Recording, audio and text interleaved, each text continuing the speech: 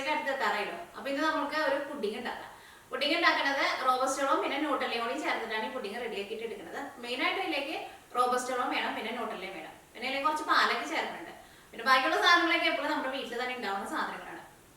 പിന്നെ ഈ പുഡിംഗ് റെഡിയാക്കിയിട്ട് എടുക്കാൻ വേണ്ടിയിട്ട് നല്ല എളുപ്പമാണ്. ഇത് തണുപ്പിച്ചിട്ട് കഴിക്കാനാണെന്ന് വെച്ചിട്ടുണ്ടെങ്കിൽ നല്ല ടേസ്റ്റ് ആണ്. പിന്നെ ഞാൻ കഴിഞ്ഞ ദിവസം താറാവരയുടെ ഞാനൊരു വീഡിയോ അപ്ലോഡ് ചെയ്തിട്ടുണ്ടായിരുന്നു. പക്ഷെ അങ്ങനത്തെ വീഡിയോസുകളൊക്കെ ഇടുമ്പോൾ എനിക്കറിയാം അത്രയ്ക്കധികം ആൾക്കാർ കാണില്ലെന്ന്. അങ്ങനത്തെ കറികളൊക്കെ വെക്കാൻ വേണ്ടിയിട്ട് ഇൻട്രസ്റ്റ് ഉള്ളവർ മാത്രമായിരിക്കും അങ്ങനത്തെ റെസിപ്പികളൊക്കെ ഇടുമ്പോൾ കാണാം. അപ്പൊ ഈസ്റ്ററിന് നിങ്ങൾ താറാവറിക്ക് വെക്കാൻ വേണ്ടിയിട്ട് പ്ലാൻ ഉണ്ടെന്ന് വെച്ചിട്ടുണ്ടെങ്കിൽ അതേപോലെ വെച്ച് നോക്കാൻ വേണ്ടിയിട്ട് മറക്കരുത്.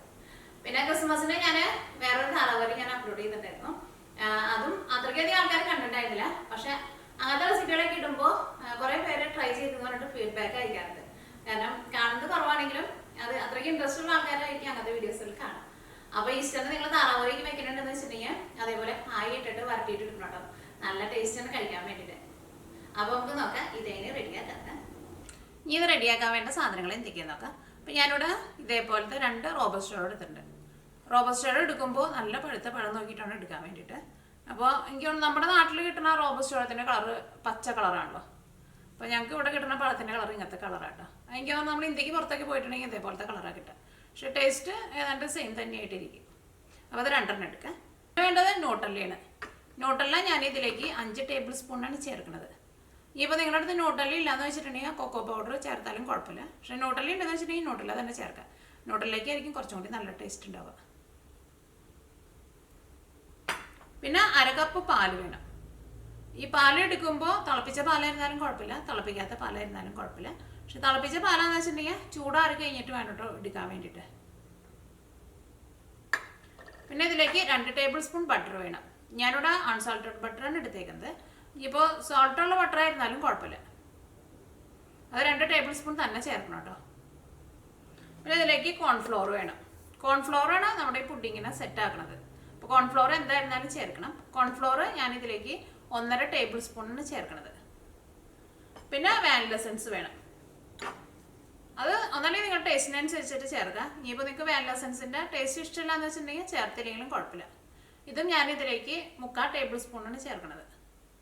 ഇപ്പോൾ നിങ്ങൾക്ക് വാനില എസൻസിൻ്റെ ടേസ്റ്റ് വേണ്ടതെന്ന് വെച്ചിട്ടുണ്ടെങ്കിൽ ഏലക്കായ പൊടിച്ചത് ചേർത്താലും കുഴപ്പമില്ല. അത് നിങ്ങളുടെ ടേസ്റ്റിനനുസരിച്ചിട്ട് നിങ്ങൾക്ക് വ്യത്യാസം വരുത്താം. ഇതിലേക്ക് പഞ്ചസാര കാരമലൈസ് ചെയ്യാൻ വേണ്ടിയിട്ട് ഞാനിവിടെ 4 ടേബിൾ സ്പൂൺ പഞ്ചസാര ഇടുന്നുണ്ട്. അപ്പോൾ ഫസ്റ്റ് നമുക്ക് ഇതിലേക്കുള്ള മിക്സ് ഉണ്ടാക്കാം. അപ്പോൾ അതിന് വേണ്ടിയിട്ട് മിക്സിയുടെ ഒരു ജാർ എടുക്കാം. ഇതിലേക്ക് 2 പഴം ചേർക്കാം. അപ്പോൾ ഞാനിവിടെ ഈ പുഡിങ് ചെയ്ത് നോക്കിയത് റോബസ്റ്റോളത്തിൽ മാത്രമേ ഞാൻ ചെയ്ത് നോക്കിയിട്ടുള്ളൂ കേട്ടോ.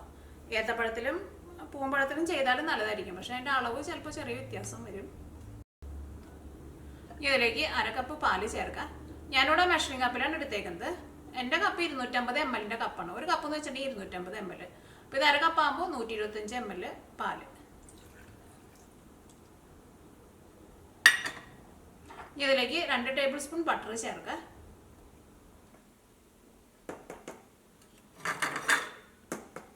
ഇതിലേക്ക് കോൺഫ്ലോർ ചേർക്കാം. അത് ഞാനിവിടെ ടേബിൾ സ്പൂണിലാണ് എടുക്കുന്നത്. ടേബിൾ സ്പൂണിൽ എപ്പോഴും അളവ് എടുക്കുമ്പോൾ ഇതേപോലെ ഇങ്ങനെ വടിച്ചിട്ട് എടുക്കണം. ഇത് 1 ടേബിൾ സ്പൂൺ. ഇനി 1/2 ടേബിൾ സ്പൂൺ കൂടി ചേർക്കാം.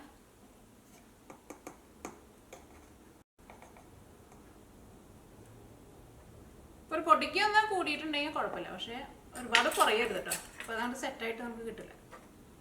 ഇതിലേക്ക് ന്യൂട്രലയും ചേർക്കണം, വാനില എസൻസും ചേർക്കണം. ഇപ്പോൾ ന്യൂട്രല ഞാൻ ഇതിലേക്ക് 5 ടേബിൾ സ്പൂണാണ് ചേർക്കുന്നത്. പിന്നെ കോൺഫ്ലോർ കൂടുതൽ ചേർത്തിട്ടുണ്ടെന്നുണ്ടെങ്കിൽ നമ്മുടെ പുഡിങ്ങിൻ്റെ സോഫ്റ്റ്നെസ് കുറയും. അതും നിങ്ങൾ ശ്രദ്ധിക്കണം.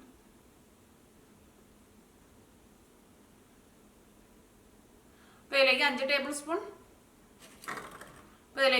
ടേബിൾ സ്പൂൺ ന്യൂട്രല ചേർത്തിട്ടുണ്ട്. ഇതിലേക്ക് 3/4 ടേബിൾ സ്പൂൺ വാനില എസൻസ് ചേർക്കാം. ഇതെല്ലാം കൂടിയിട്ട് ഒന്ന് കറക്കിയിട്ടെടുക്കുക. ഇതിലേക്ക് നിങ്ങൾ സെപ്പറേറ്റ് വെള്ളമൊന്നും ചേർക്കരുത്. അപ്പോൾ ഇതിലേക്ക് നമ്മൾ 1/2 കപ്പ് പാല് ചേർത്തിട്ടുണ്ടല്ലോ. പിന്നെ പഴം നല്ല സ്മൂത്തായിട്ട് തന്നെ നമുക്ക് അരച്ചിട്ട് എടുക്കാൻ വേണ്ടിയിട്ട് പറ്റുമല്ലോ.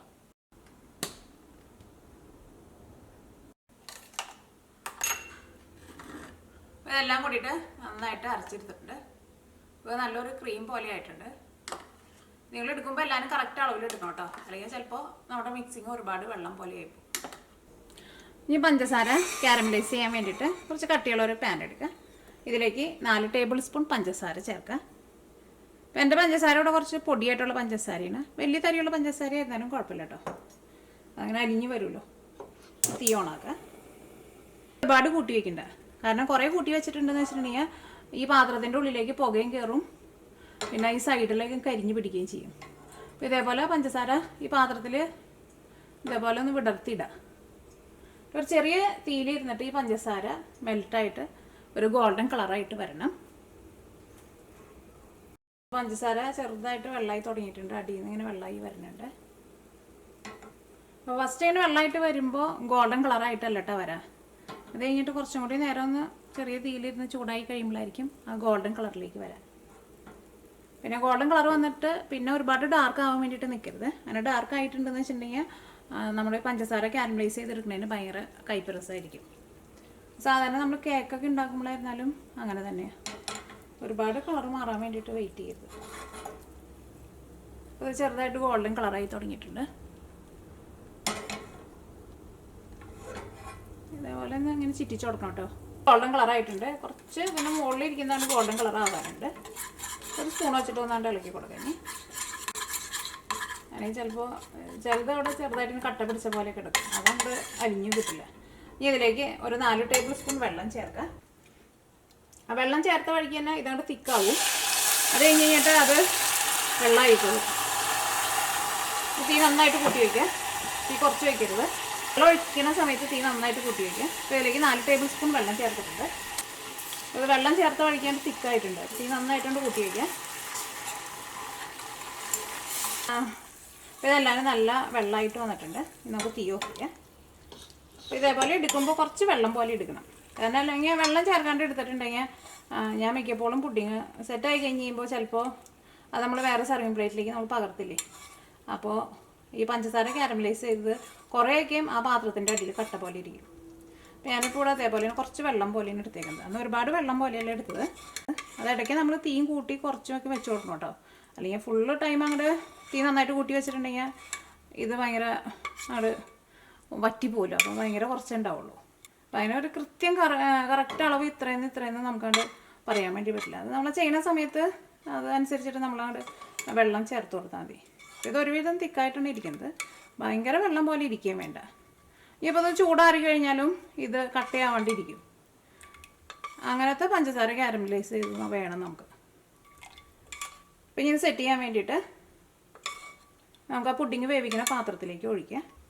ഞാനിവിടെ ഇതേപോലെ സ്റ്റീൽ പാത്രത്തിലോട്ട് വെക്കാൻ വേണ്ടിയിട്ട് പോകുന്നത്. അപ്പോൾ ഞാൻ ഇതിനകത്ത് കുറച്ച് ബട്ടർ ഈ സൈഡിലും അടിയിലൊക്കെ ഒന്ന് തേച്ച് കൊടുത്തിട്ടുണ്ട്. ഇത് നമ്മൾ പഞ്ചസാര കാരമലൈസ് ചെയ്ത് ഈ പുഡിങ് സെറ്റ് ചെയ്യുന്ന പാത്രത്തിലേക്ക് ചേർക്കാം.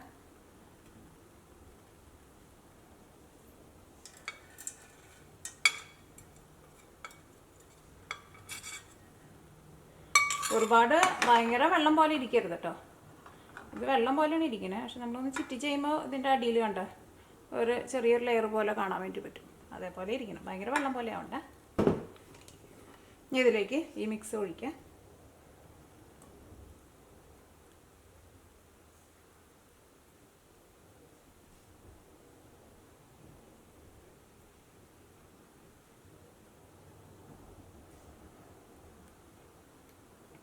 ഇത് ആവിയിൽ വേവിക്കാൻ വേണ്ടിയിട്ട് വയ്ക്കാം. ഞാൻ സാധാരണ നമ്മൾ ഇഡ്ഡലി പാത്രത്തിൻ്റെ തട്ടിൽ വെച്ചിട്ട് വേവിച്ചിട്ട് എടുക്കില്ലേ, അതേപോലെയാണ് വേവിക്കുന്നത്. അല്ലെങ്കിൽ സാധാരണ നിങ്ങൾ ഇഡ്ഡലിക്ക് എങ്ങനെ വേവിക്കാമെന്ന് വെച്ചിട്ടുണ്ടെങ്കിൽ അതേപോലെ ഇത് ആവിയിൽ വേവിച്ചിട്ട് എടുക്കുക. അപ്പോൾ ഞാനിവിടെ ഇഡ്ഡലി പാത്രത്തിൽ ഒരു 1/4 ഭാഗത്തിലും കുറച്ച് കൂടുതൽ വെള്ളം ചേർത്തിട്ടുണ്ട്, കാരണം ഈ പുഡിങ് വെന്ത് വരാൻ വേണ്ടിയിട്ട് കുറച്ച് സമയം കൂടുതലെടുക്കും. ഇത് തുറന്ന് വെക്കരുത് കേട്ടോ, ഇതെന്തെങ്കിലും ഒരു മൂടി വെച്ചിട്ട് മൂടി വയ്ക്കണം, അല്ലെങ്കിൽ ഇതിൻ്റെ ഉള്ളിലേക്ക് ആവിയുടെ വെള്ളം വീഴും. ഇത് ഇഡ്ഡലി പാത്രം മൂടി വെച്ചിട്ട് മൂടി വയ്ക്കാം. ഞാൻ നാട്ടിൽ നിന്ന് വാങ്ങിച്ചത് ഇഡ്ഡലി പാത്രം കേട്ടോ, പക്ഷേ ഇത് ഒട്ടും കട്ടിയില്ല. അതുകൊണ്ട് തന്നെ ഒന്ന് ചൂടായി കഴിയുമ്പോഴേക്കും ഇതിൻ്റെ കളറൊക്കെ കണ്ട് മാറും. ഇത് അത്യാവശ്യം നന്നായിട്ട് ആവി വന്നു കഴിയുമ്പോൾ തീ പതുക്കെ ഒന്ന് കുറച്ച് വെക്കണം. ഇത് റെഡിയായിട്ട് എടുക്കാൻ വേണ്ടിയിട്ട് ഏകദേശം ഒരു 45 മിനിറ്റിൻ്റെ അടുത്ത് എടുക്കും കേട്ടോ. അപ്പോൾ നമ്മുടെ പുഡിങ് റെഡി ആയിട്ടുണ്ട്. റെഡി ആയെന്ന് അറിയാൻ വേണ്ടിയിട്ട് ഇങ്ങനെ സെൻറ്ററിൽ ഒരു ടൂത്ത് പിക്ക് വെച്ചിട്ടൊന്ന് കുത്തി നോക്കാം. അപ്പോൾ ഇത് ക്ലീനായിട്ട് വരണമെന്നുണ്ടെങ്കിൽ പുഡിങ് സെറ്റായിട്ടുണ്ട്. അപ്പോൾ ഇത് റെഡി ആയിട്ട് എടുക്കാൻ വേണ്ടിയിട്ട് ഞാനിവിടെ ഒരു 45 മിനിറ്റ് കേട്ടോ ഇത് ആവിയിൽ വേവിച്ചിട്ടുണ്ടായിരുന്നത്. ഇത് ചൂടാറി കഴിഞ്ഞിട്ട് വേണം വേറെ സർവിങ് പ്ലേറ്റിലേക്ക് പകർത്താൻ വേണ്ടിയിട്ട്. അപ്പോൾ നമ്മുടെ പുഡിങ് നന്നായിട്ട് ചൂടാറിയിട്ടുണ്ട്. ഇതൊരു സർവിങ് പ്ലേറ്റിലേക്ക് പകർത്താം. ഇപ്പോൾ നമ്മുടെ ബനാന പുഡിങ് റെഡി ആയിട്ടുണ്ട്. ഈ പഞ്ചസാര കാരമലൈസ് ചെയ്തതും മുഴുവനും നമുക്ക് കിട്ടിയിട്ടുണ്ട്. വെള്ളം പോലെ തന്നെ വന്നിട്ടുണ്ട്. അല്ലെങ്കിൽ ഭയങ്കര തിക്കായിട്ട് നമ്മൾ വയ്ക്കുമ്പോൾ പിന്നെ അത് റെഡി ആയി കഴിയുമ്പോൾ ചിലപ്പോൾ അത് മുഴുവനായിട്ട് അങ്ങോട്ട് പോരില്ല, കുറേ ഇങ്ങനെ കട്ട പിടിച്ച പോലെ ഇട്ടിരിക്കും. പഞ്ചസാര കാരമലൈസ് ചെയ്തിട്ട് എടുക്കുമ്പോൾ അതേപോലെ ഭയങ്കര വെള്ളം പോലെ എടുക്കണ്ട, എന്നാലും ഒരുവിധം വെള്ളം പോലെ ഇട്ട് എടുക്കുക. അപ്പോൾ നിങ്ങളെല്ലാവരും ട്രൈ ചെയ്ത് നോക്കാം. ഇത് നല്ല സോഫ്റ്റായിട്ട് ഇരിക്കും കേട്ടോ. ഇനി ഇത് ഫ്രിഡ്ജിൽ വെച്ചിട്ട് തണുപ്പിച്ചിട്ട് വേണം ഇത് കട്ട് ചെയ്യാൻ വേണ്ടിയിട്ട്. നമുക്ക് ഇഷ്ടമുള്ള ഷേപ്പിലേക്കും കട്ട് ചെയ്തിട്ട് എടുക്കുക. അപ്പോൾ നിങ്ങളെല്ലാവരും ട്രൈ ചെയ്ത് നോക്കാം. നിങ്ങൾക്ക് എല്ലാവർക്കും നല്ല ഇഷ്ടമാവും.